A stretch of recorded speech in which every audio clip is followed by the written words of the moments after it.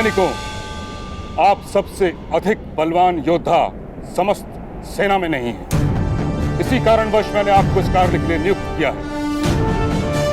आप सब गंधार राज के संग महामुनि को ढूंढने जाएंगे। स्मरण रहे, महामुनि तक जाने वाला मार्ग अत्यंत निकट है। गंधार राज शकुनी के सामर्थ्य पर मुझे विश्वास नहीं, इसलिए उनकी रक्षा का भार आप पर है। यदि वो अपने कार्य में सफल होते हैं तो संपूर्ण हस्तिनापुर पर आने वाला संकट टल जाए। प्रातः काल से पूर्व महामुनि को हस्तिनापुर ले आते हैं तो आप में से प्रत्येक को धन, धान्य या भूमि देकर संतुष्ट किया जाए। जो मांगोगे दिया जाएगा। क्या जीवन दान मांगने पर वो भी दिया जाएगा महोदय?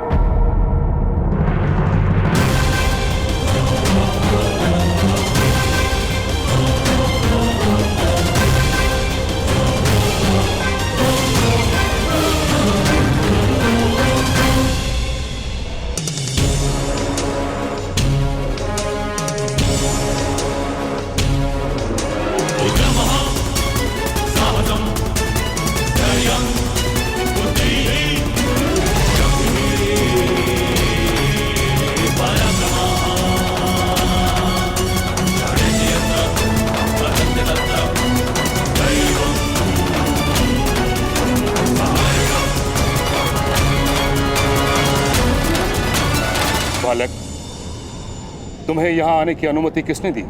पिता के प्राणों की रक्षा करने का समय आता है तो प्रतीक्षा नहीं कर सकता मैं। उत्तर दीजिए महोदय, वास्तव में जो मांगा जाएगा आपको देंगे मुझे?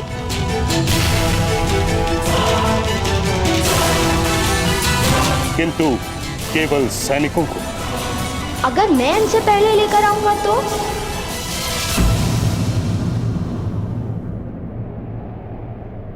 सुनो बालक, ये किसी प्रकार का खेल नहीं। जानता हूँ, और मेरे पास भी खेल खेलने का समय नहीं है महोदय।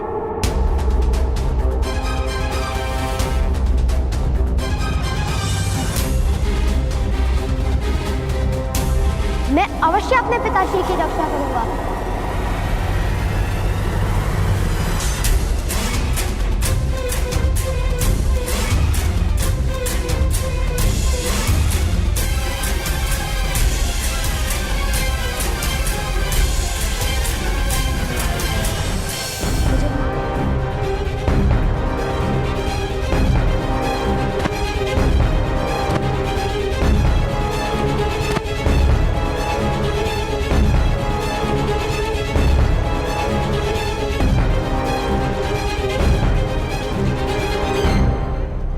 मेरे पिताश्री कह रहे थे कि महामुनि व्यास की गुफा में हर पद पर मृत्यु का संकट रहता है।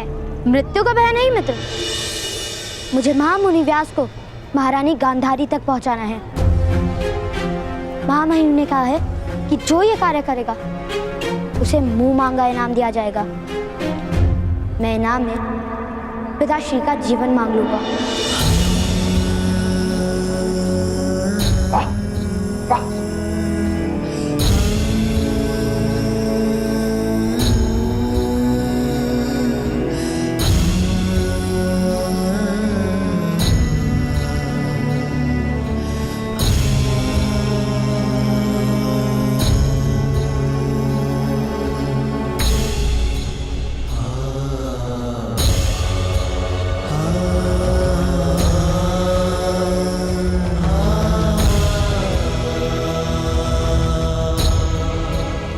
माता, मुझे आशीर्वाद दीजिए।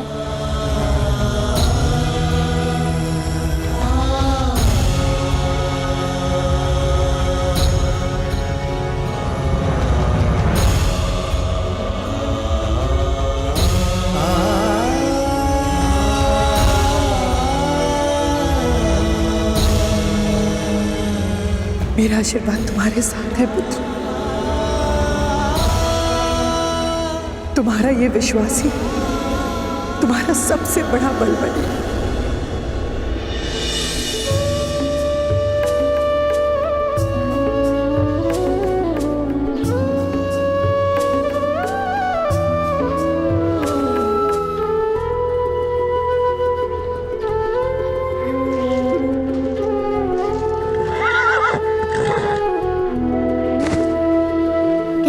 भगवान, बद्रीराम में आप महामुनि व्यास को किस प्रकार ढूंढेंगे?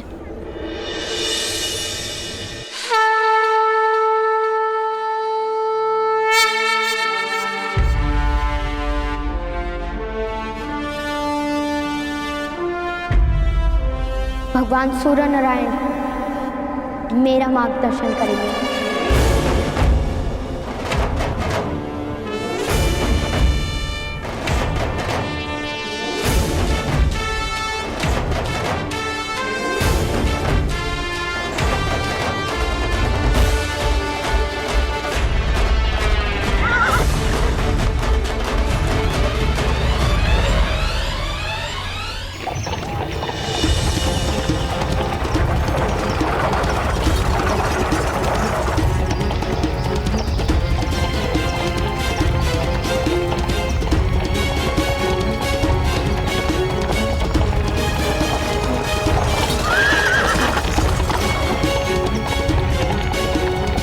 करो, बद्री धाम का मार्ग लंबा है। सावधानी से चलिए गंधराज। महामुनि व्यास ने इस मार्ग को बहुत कठिन बनाया है। कठिन? मुझे तो नहीं दिखाई पड़ती कठिनाई। इतना सरल मार्ग तो राजनगरी में नहीं होता। केवल बातें फैलाई है, बातें महामहिम भीष्म ने।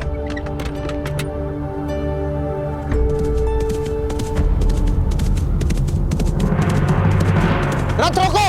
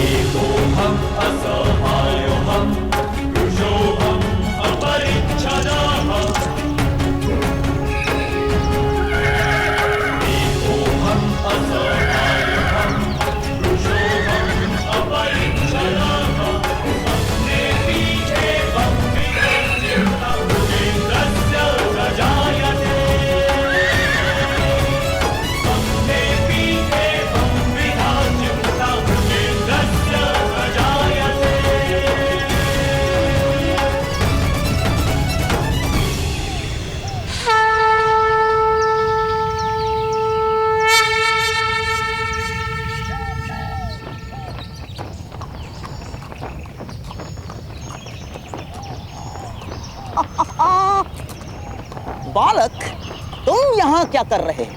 वही जो आप कर रहे हैं। मैं महामुनि को हस्तिनापुर ले जाऊंगा। तुम करोगे वो कार्य? जानते नहीं ये मार्ग अत्यंत कठिन है? आप जानते हैं कि मार्ग कठिन है। फिर तो ये कार्य आपसे हो ही नहीं पाएगा। जो कठिनाई नहीं जानता वही कठिनाइयों से पार उतरता है, ऐसा मेरे ताऊ ने कहा था। बड़े बातूनी हो बालक, किंतु ये बालकों का खेल नहीं।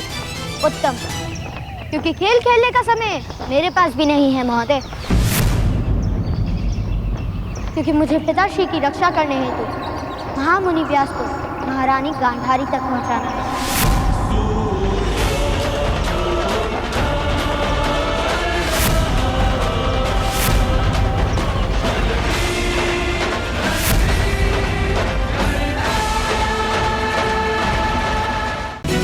किंतु ये बालकों का खेल नहीं। उत्तम, क्योंकि खेल खेलने का समय मेरे पास भी नहीं है महोदय। क्योंकि मुझे पिताश्री की रक्षा करने हेतु महामुनि व्यास को महारानी गांधारी तक पहुंचाना है।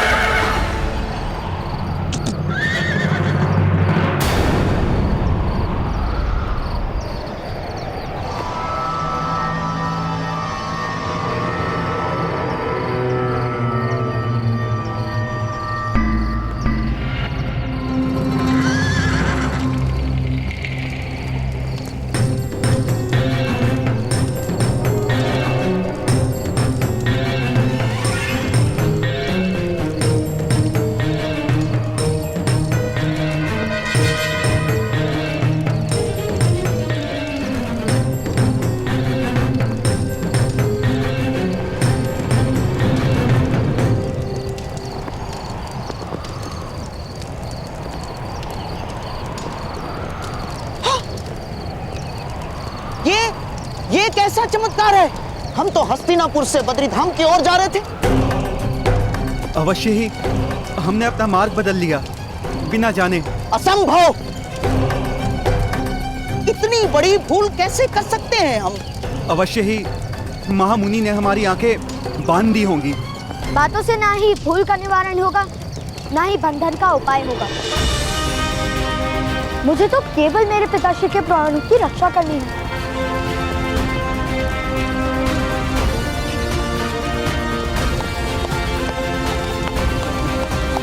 सैनिकों, इस बालक के पीछे जाओ। यदि कोई मार्ग मिले तो आकाश में जलता तीर छोड़कर संकेत देना। जाओ। और हमारा रथ उस दिशा में मोड़ लो।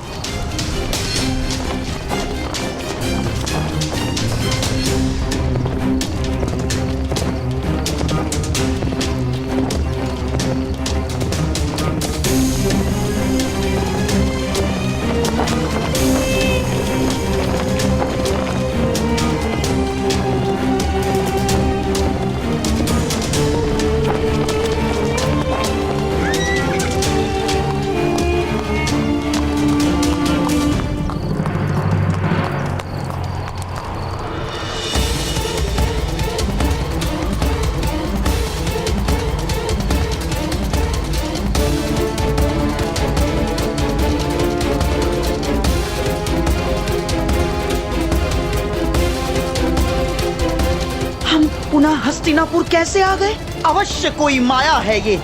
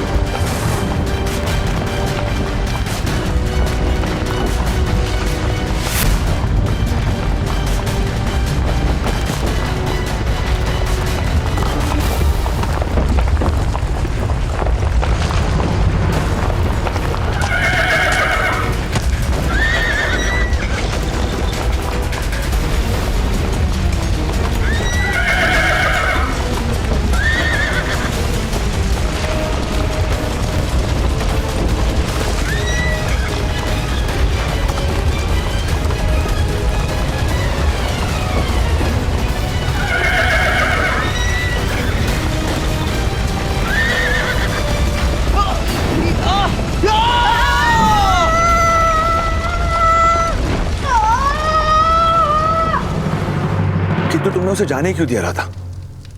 कर्ण भी बालक है, उस पर कोई विपत्ति है तो क्या होगा? पिताश्री, आप चिंता मत कीजिए। मुझे मेरे भ्राताश्री पर पूर्ण विश्वास है। वो अपना प्रण सदा सफल करते हैं। विश्वास रखो अधिरथ। वृक्ष का मूल कितना भी कोमल हो, धरती को चीर ही देता है। कर्ण सारी विपत्तियों से युद्ध करके प्रातःकाल से पूर्व महामुनि को अवश्य ले आएगा। तब तो उसका प्रयत्न व्यर्थ हो जाएगा सुजनों।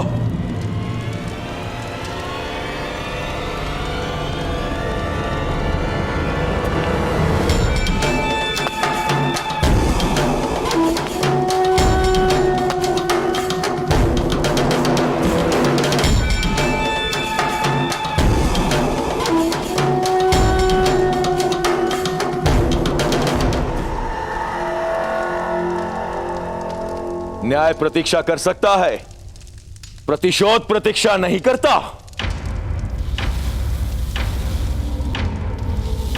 आज प्रातःकाल से पूर्व ही सूत अधिरथ की मृत्यु होने वाली है।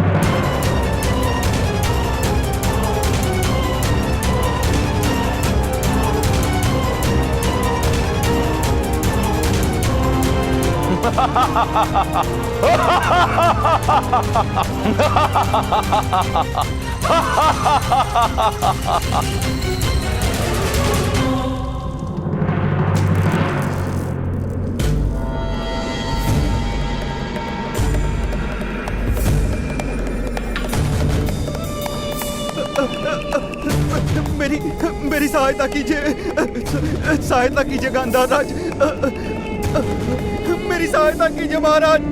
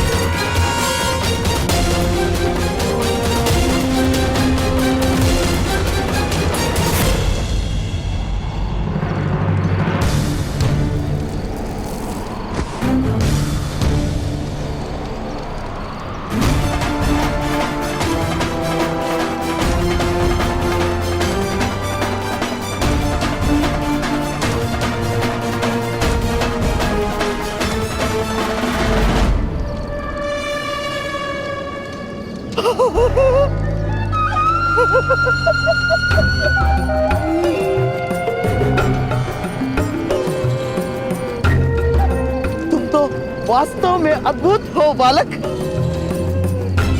अद्भुत। लो लो मेरा हाथ पकड़ो।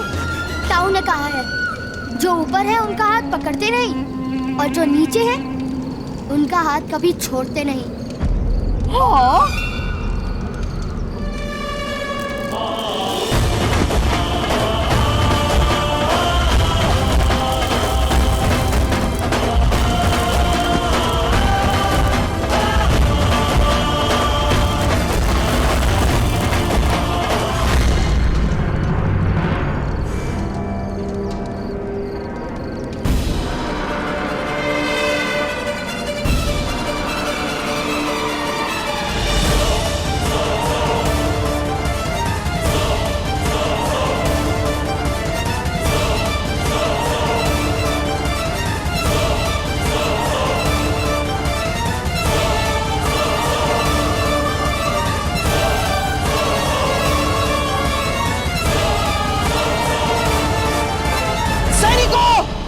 शीघ्रता करो, इस ओर आओ।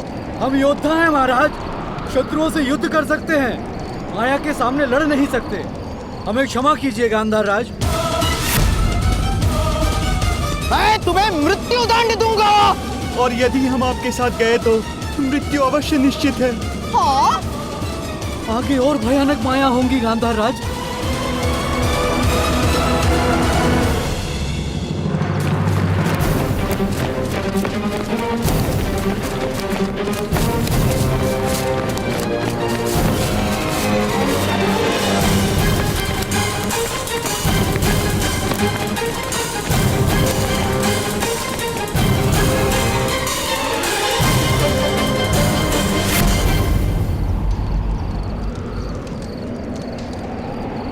मैं उस दिशा में जाऊंगा। वहां तो भारी कुआसा है बालक। इसलिए तो महामुनि अवश्य वहीं होंगे।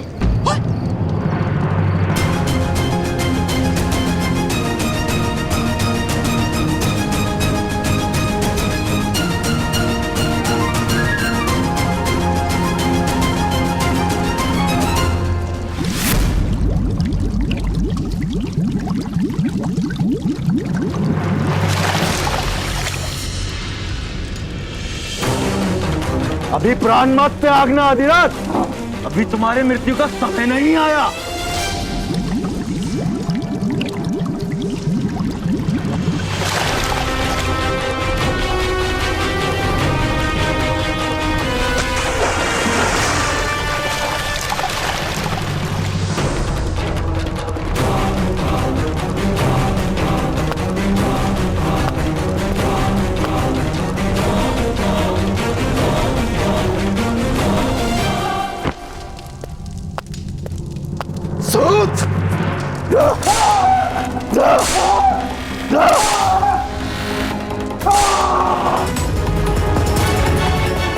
बड़ा प्रतापी है तुम्हारा पुत्र, दिव्य है वो।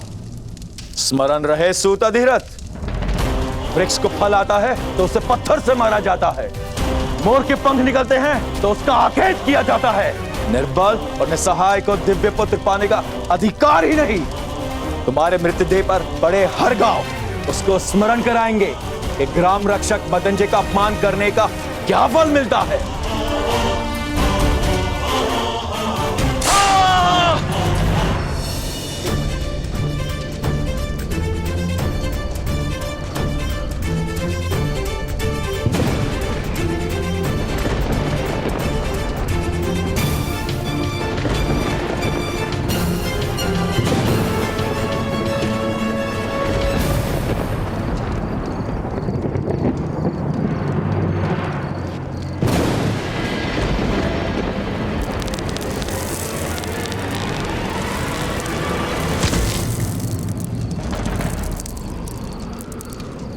सहायता करो, कोई है जो इस वृद्ध की सहायता करे?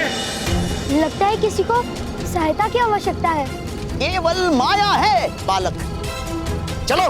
हे ईश्वर, इस पीड़ा से मुक्ति दे, मदद करो।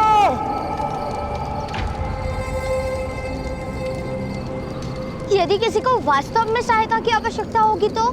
इस समय मेरी बहन को सहायता की विशेष आवश्यकता है बालक, और मेरे पास समय नहीं किसी की याचनाओं को उत्तर देने का। चलो।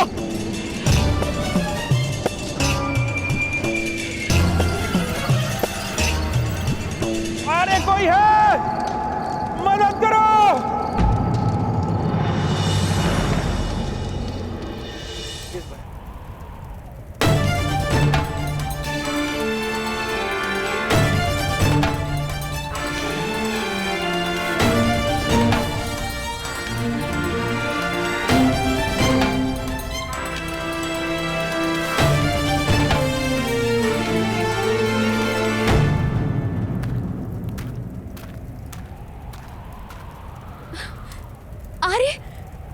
अरे महामुनि पधारे हैं। महामुनि नहीं आएंगे गांधार कुमारी। तुम्हारी मातृत्व का सूर्य उदय होने से पहले ही अस्त हो चुका है। असंभव, ऐसा नहीं हो सकता। महादेव का वरदान विफल नहीं हो सकता। आर्य, महादेव का वरदान विफल नहीं हुआ गांधारी, तुम्हारा जन्म विफल हुआ है। सिन्ही का दूध केवल स्वर्ण के पात्र में ही टिक सकता है।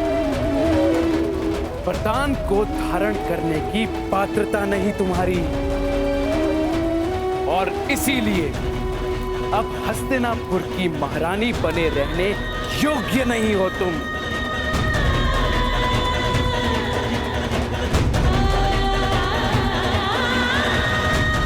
कल प्रातः काल ही मैं तुम्हारा त्याग कर दूंगा।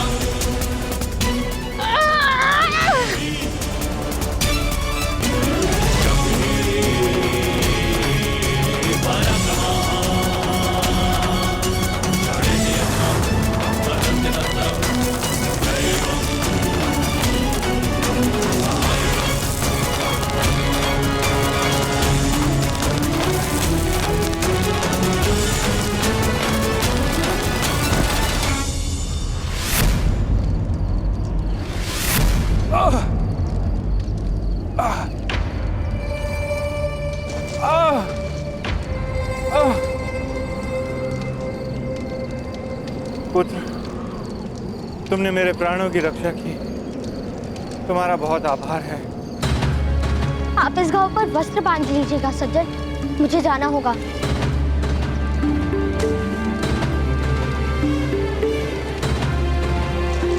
बालक,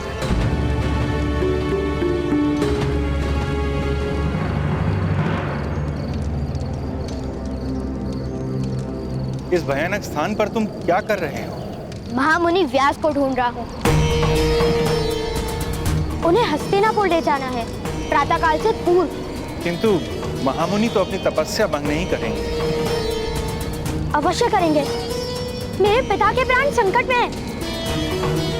और यदि आवश्यकता हुई तो मैं उन्हें सर पर उठाकर ले जाऊंगा।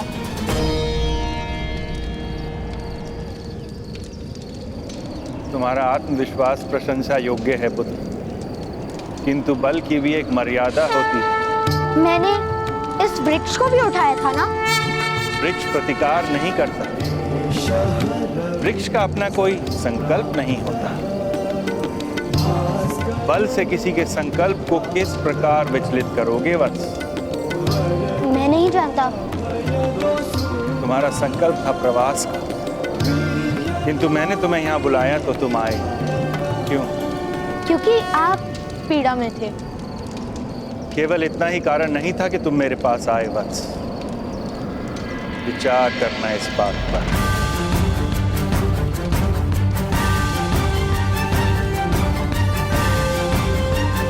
जाओ अब पुत्र, यशस्वी भव।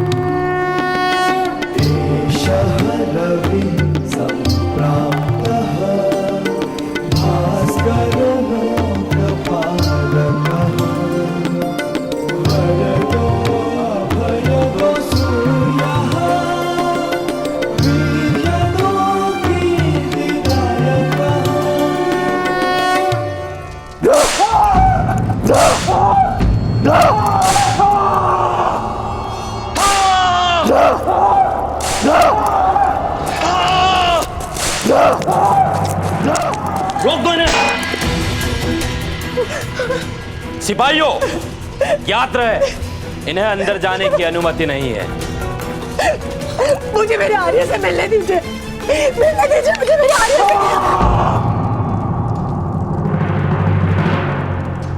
क्या करना है मेरे आर्य के साथ? मुझे जाने दीजिए, मुझे जाने दीजिए।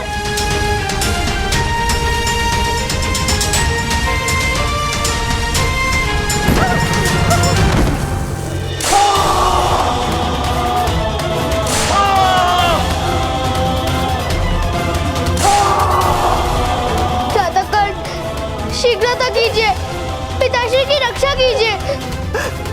कर्ण, अब तुम ही एकमात्र आधार हो।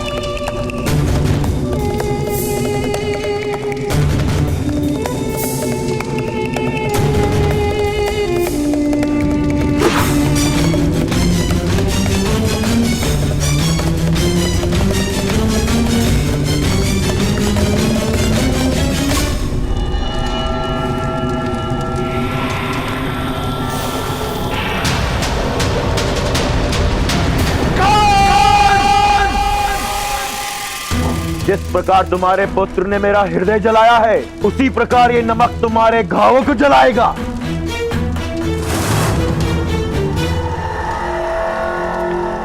तुम्हारा पुत्र गया है महामुनि को लाने। महामुनि को हस्तिनापुर ले आकर वो तुम्हारी मुक्ति मांगने की इच्छा रखता है। मूर्ख है वो। महाराज तुम्हें मुक्त करे उससे पूर्व ही तुम्हारी मृत्यु हो जाएगी। इसका शिरच्छेद क्यों नहीं कर देते महोदय? नहीं कर सकते। परंपरा है कि शिरच्छेद प्रातःकाल ही हो सकता है, और फिर इसकी पीड़ा देख के मुझे आनंद मिल रहा है। इसका त्याग कर शीघ्र मृत्यु देने का क्या प्रयोजन? मार खाते खाते ही इसकी मृत्यु हो जाएगी। प्रातःकाल की प्रतीक्षा मत करना मदनजय, अन्यथा तुम्हारी मनोकामना पूर्ण नहीं हो पाएगी। मेरा पुत्र अवश्य सफल होकर आएगा, और विश्व की कोई भी माया या शक्ति उसका मार्ग नहीं रोक सकती।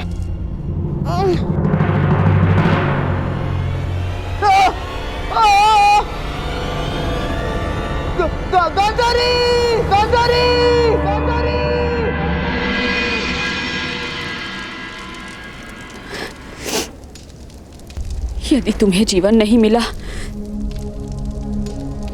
तो मेरे जीवन का भी कोई अर्थ नहीं है, कोई अर्थ नहीं है। तुम्हारे पिता हमारा त्याग करें उससे पूर्व हम इस संसार का त्याग कर देंगे। चलो पुत्र, माता गंगा सभी पापों को पावन कर देती है।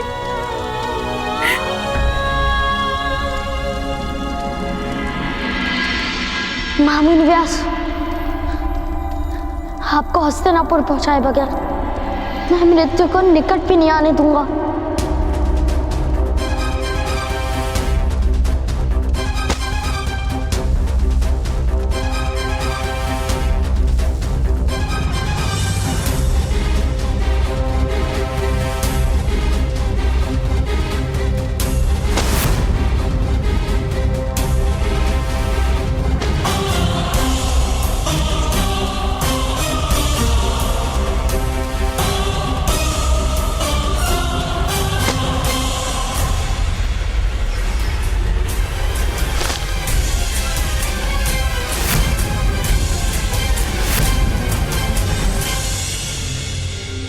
मेरा संकल्प है महामुनि, मैं आपको महारानी गांधारी तक पहुंचा कर ही रहूंगा।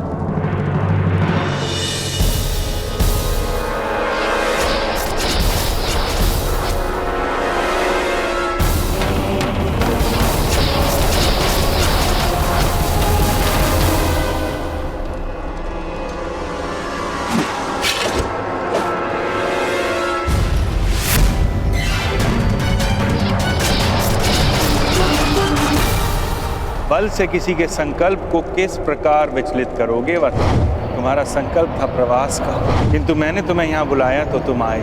क्यों? मेरे संकल्प को आपकी याचना ने तोड़ा।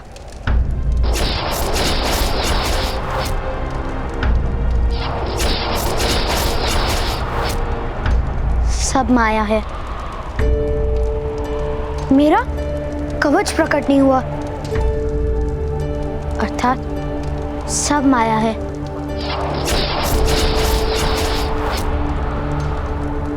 महामुनि का संकल्प है कि वो अपनी तपस्या को भंग नहीं करेंगे। उनका संकल्प केवल मेरे समर्पण से टूटेगा, मेरी याचना से टूटेगा।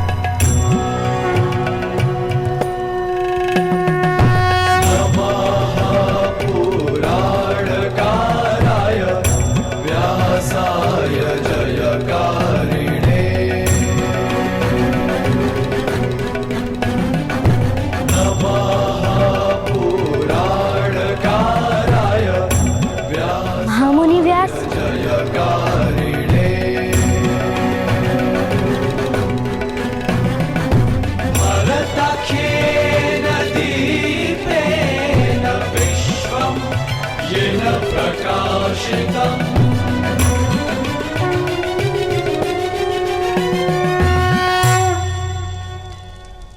अद्भुत पुत्र, अपने एकांत की सुरक्षा हेतु हमने इतनी यंत्रणाएं बनाई थी, किंतु उन सब को पार करके केवल तुम ही पहुंचे हो हमारे पास।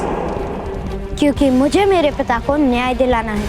न्याय के लिए एक बालक को संघर्ष करना पड़े, ये तो उस राज्य की दुर्दशा का आरंभ है। चलो।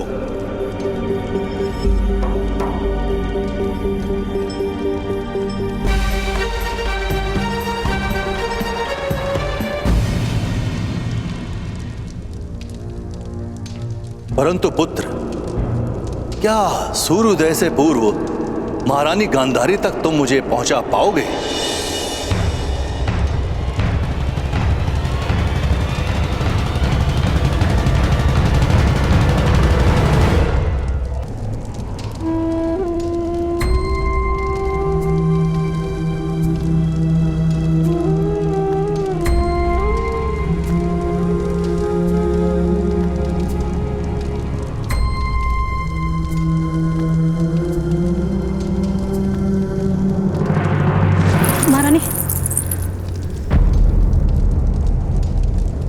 ये मेरे जीवन का अंतिम प्रवास है। मुझे अकेले ही तय करने दो।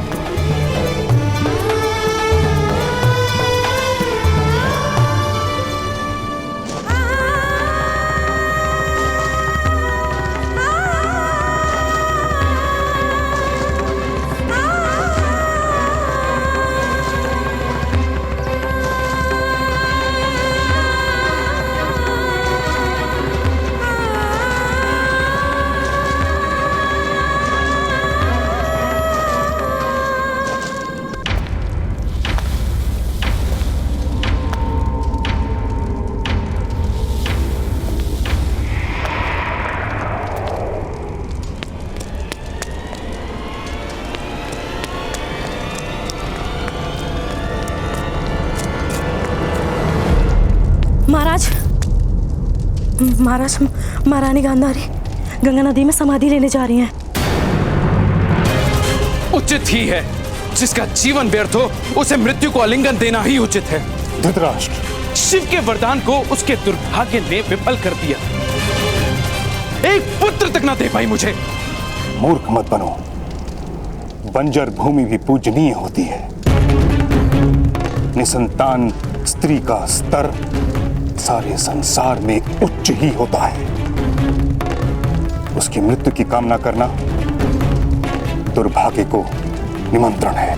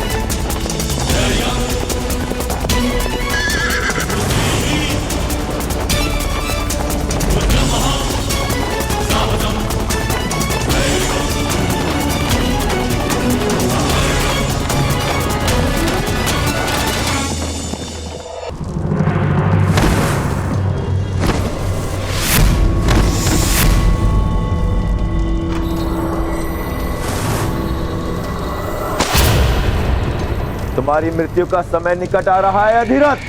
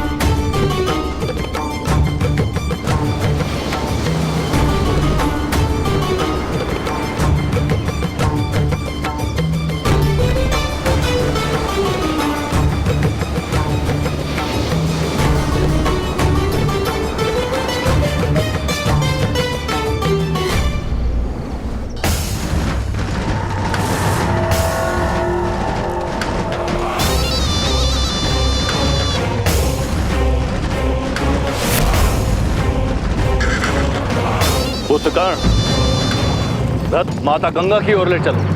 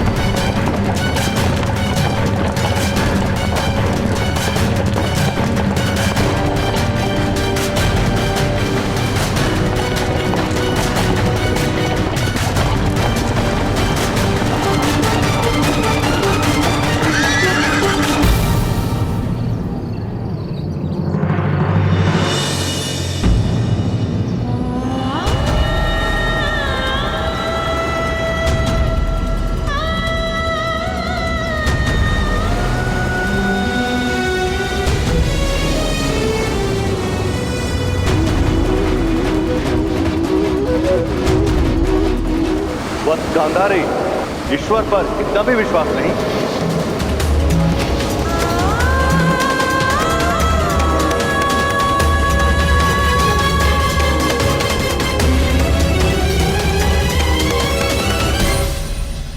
शीघ्र ही तुम्हारे पुत्र को भी तुम्हारे पास नरक में भेज दूंगा अधिराज। महामुनि व्यास को लेकर कर्ण आ गया है महोदय।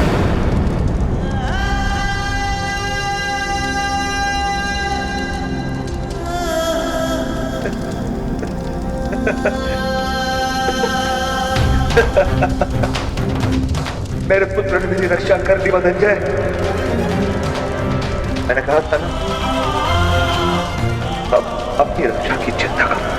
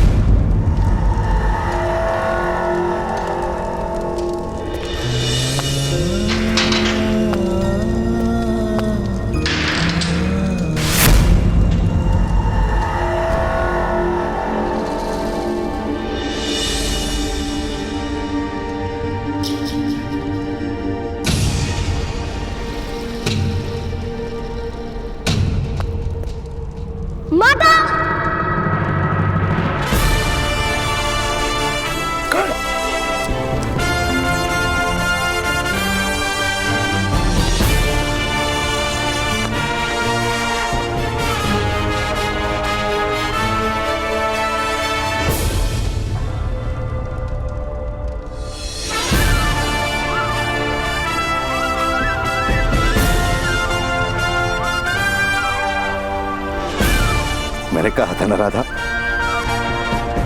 तुम्हारा पुत्र दिव्य है।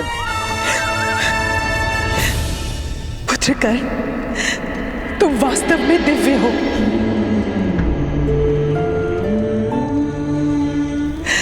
अपनी माता पर आज तुमने उपकार कर दिया।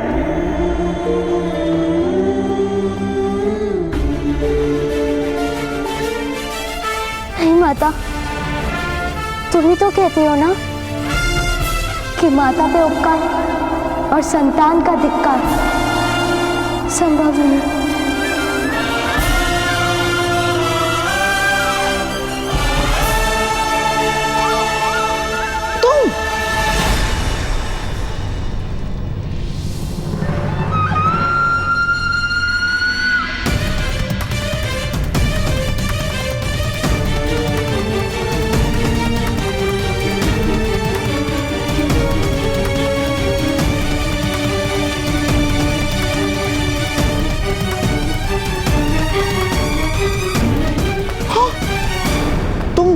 तुम तो वहां से भाग के आए थे।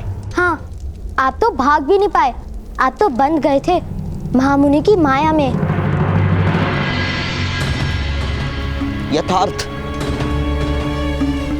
यथार्थ कह रहे हो बालक। असफल हो गया मैं। मेरी सफलता मैं आपको दे देता हूँ। मुझे सफलता का कोई मोह नहीं। मुझे तो केवल मेरे पिताश्री की रक्षा करनी है।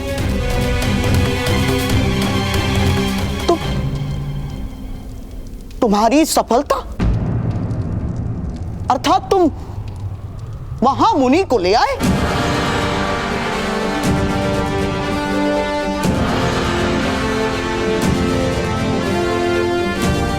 हाँ, वहां बैठे हैं महाराज और महारानी के साथ।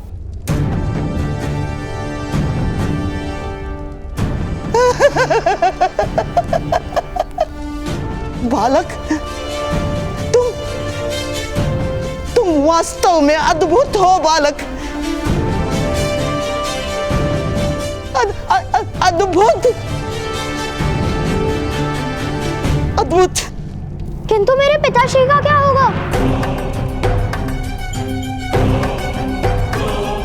सैनिकों, इस बालक के पिताश्री को राजसभा में ले आओ।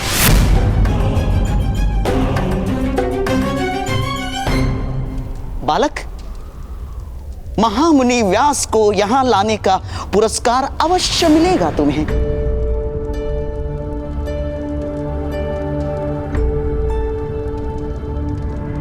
अद्भुत, अद्भुत।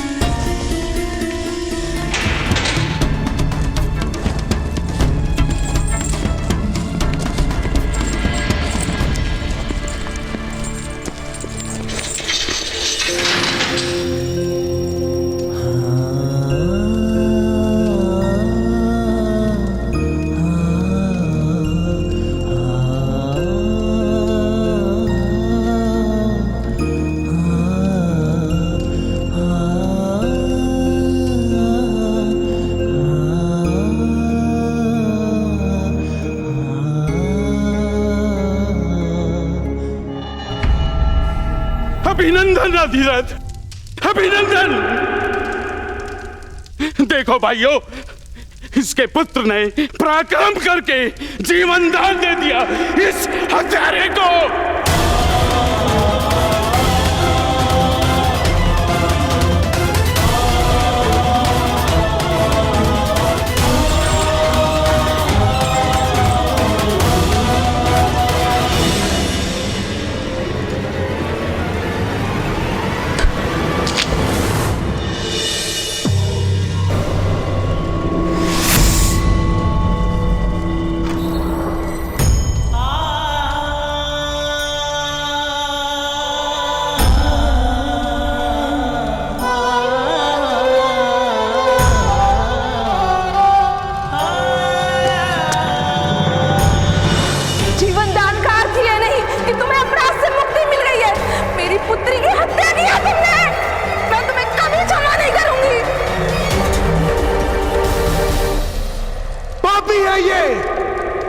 अपराधी है। सूद समाज के नाम पे लांछन लगाया है इसने। मारो इसे।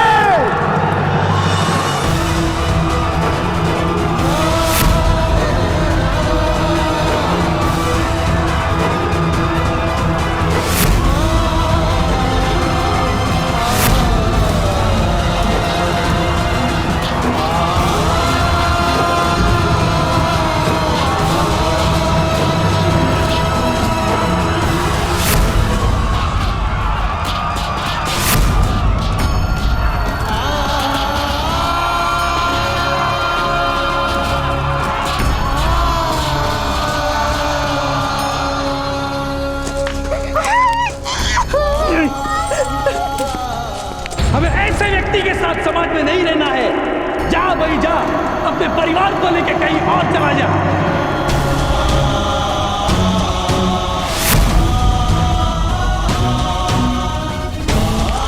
फल फलता है तो वृक्ष से स्वयं गिर जाता है।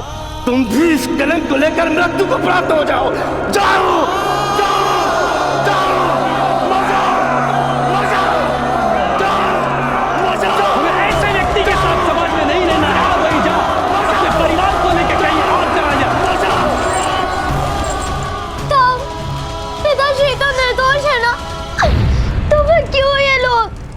उसकी निर्दोषता सिद्ध करनी होती है पुत्र कर्ण।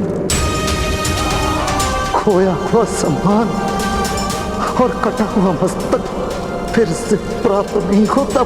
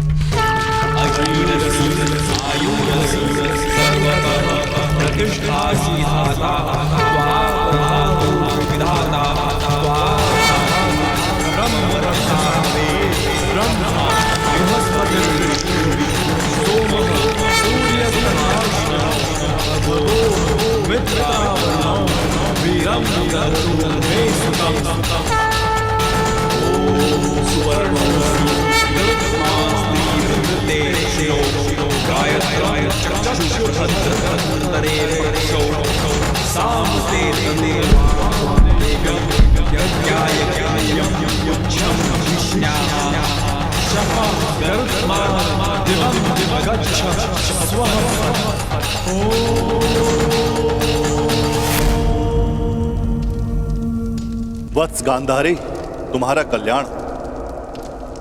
शीघ्र ही भगवान शिव का वरदान सफल होगा। 100 पुत्रों के कलनाद से तुम्हारा भवन गूंज उठेगा। मैंने 101 घड़ों में 101 जीव स्थापित किए हैं। 101 महामुनि? तुम्हें एक कन्या प्राप्त करने की इच्छा थी ना वत्स गांधारी? महादेव ने तुम्हें 100 पुत्रों के साथ एक कन्या का भी दान दिया है। इन घड़ों में औषधि और तेल में सारे जीव आकार प्राप्त कर रहे हैं। समय अनुसार एक एक कर सबके जन्म होंगे।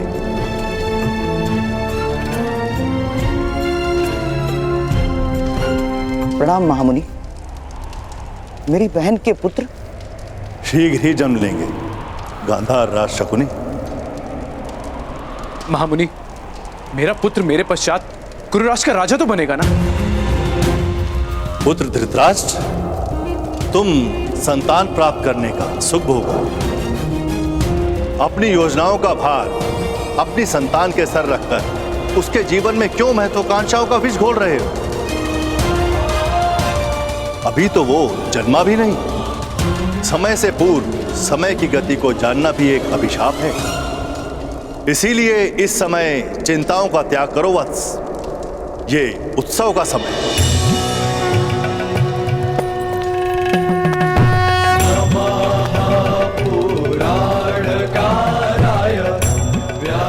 आपने मेरे संतानों को जीवन देकर मेरी श्रद्धा को जीवन दान दिया है। आपकी कृपा के इस ऋण से कैसे मुक्त हो पाऊंगी मैं? कृपा और ऋण, अगर कृपा का ऋण चढ़ता तो मनुष्य ईश्वर की कृपा के तले दबकर मर चुके होते। ऋण उपकार का चढ़ता है, कृपा का नहीं। तुम्हारे माथे पर यदि कोई ऋण है तो वो उस बालक का जो हमें यहां तक लेकर आया।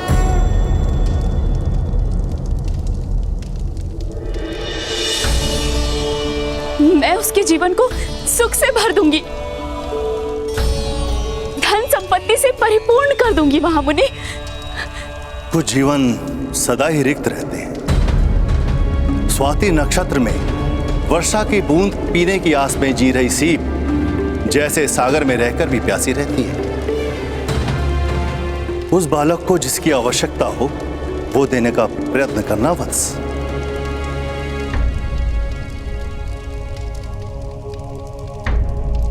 सैनिक, उस बालक और उसके पिता को राज्यसभा में प्रस्तुत किया जाए। जी महाराज।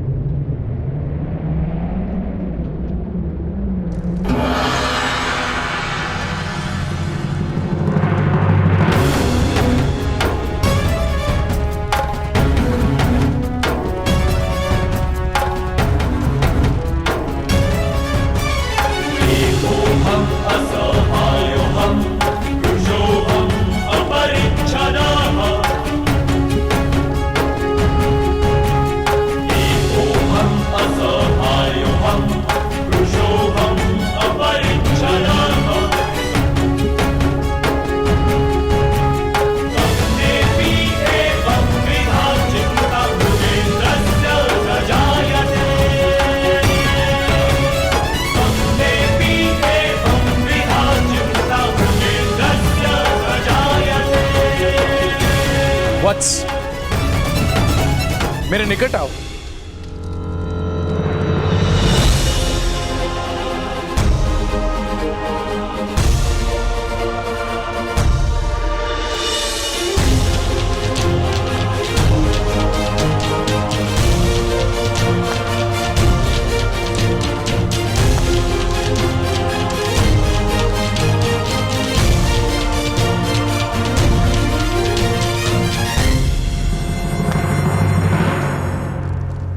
आज तुमने हस्तिनापुर के सम्राट पर उपकार किया है। बताओ, क्या पुरस्कार प्राप्त करने की इच्छा है?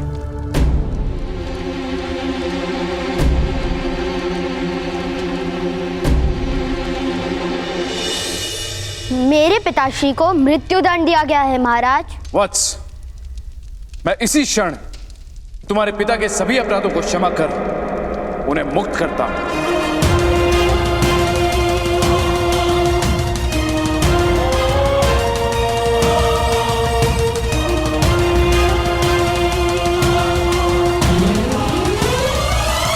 मैं पिताश्री की मुक्ति मांगने नहीं आया हूं महाराज।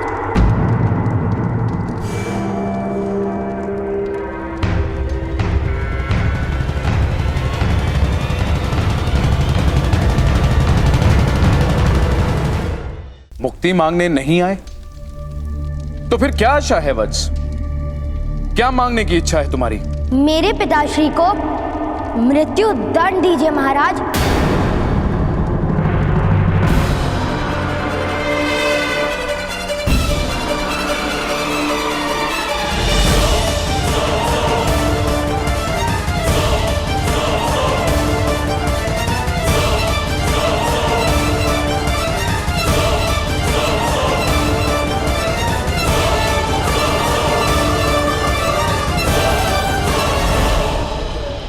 पुत्रकर, ये तुम क्या कह रहे हो? मृत्युदंड? अपने पिता की मृत्यु की कामना करते हो? नहीं, उनके सम्मान की कामना करता हूं। जब मैं महामुनि को लेने गया था तब मेरे हृदय में केवल मेरे पिताश्री के जीवन का महत्व था, किंतु आज समझ में आया कि सम्मान से रिक्त जीवन और जल से रिक्त पौधे एक समान होते हैं।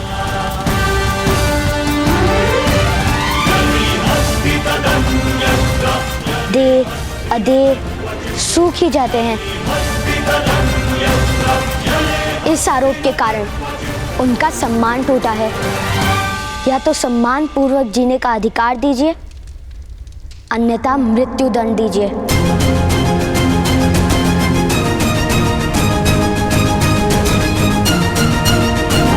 पुत्र, तुम अपने पिता से उनके जीवन का अधिकार छीन रहे हो। नहीं, मैं अपने पिता को सम्मान का अधिकार देने का प्रयत्न कर रहा हूं।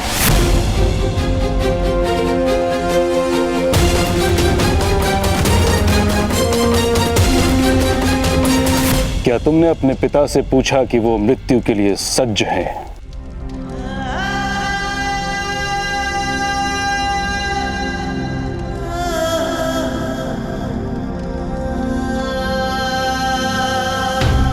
मेरा मन मेरे पिताश्री की छाया है महोदय।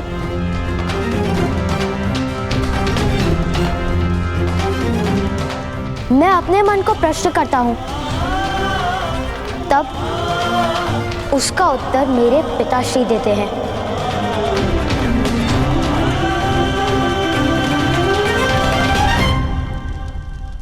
अद्भुत, अद्भुत हो तुम पुत्र कर। सम्मान, अधिकार, इन दो शब्दों का अर्थ अधिकतर मनुष्य मृत्यु तक नहीं जान पाते।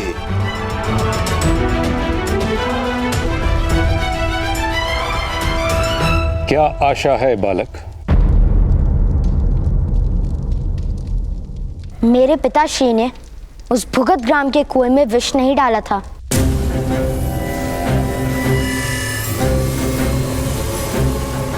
और यदि डाला था तो समग्र समाज के सामने सिद्ध कीजिए कि मेरे पिताश्री ने अपराध किया है।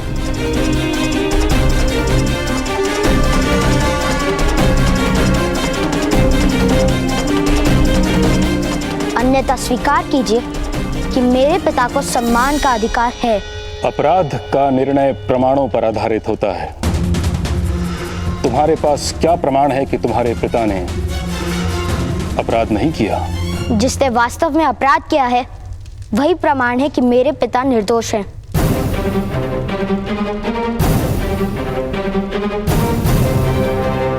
कहां है वो व्यक्ति?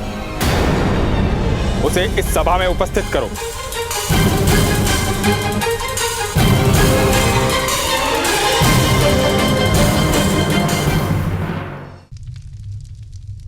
मैं नहीं जानता वो कौन है।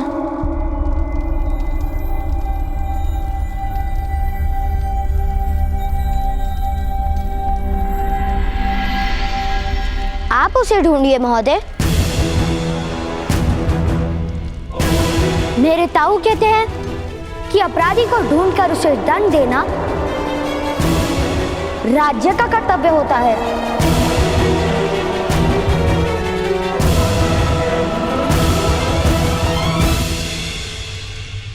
उद्दंड हो तुम बालक। महामहिम, सत्य सदा उद्दंड ही होता है। असत्य को हाथ जोड़ने पड़ते हैं। जीवन दान मांग लो। अधिकार मांगोगे तो तुम्हारे पिता को अवश्य मृत्युदंड प्राप्त होगा।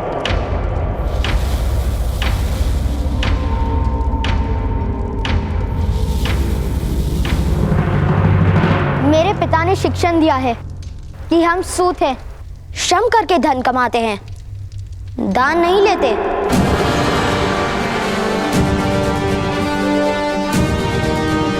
फिर उनके जीवन का दान किस प्रकार ले सकता हूं मैं?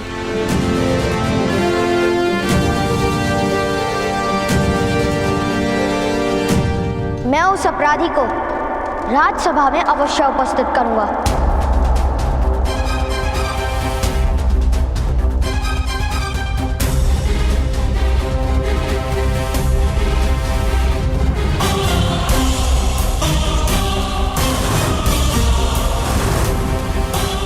यदि नहीं कर पाए तो मृत्यु अवश्य प्राप्त होगी। फिर दया नहीं दिखाई जाएगी। अपराध सिद्ध हो ही नहीं सकता महोदय। मुझे मेरे पिताश्री पर पूर्ण विश्वास है।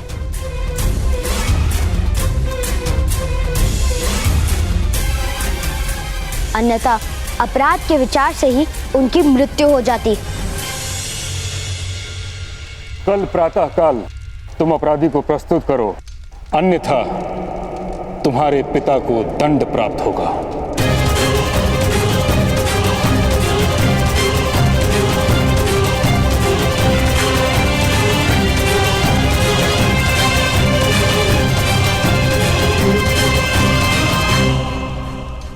समय है, दान मांगो, अधिकार नहीं। मेरे ताऊ कहते हैं कि अधिकार तो ईश्वर देता है, मनुष्य तो केवल उसे स्वीकार करते हैं।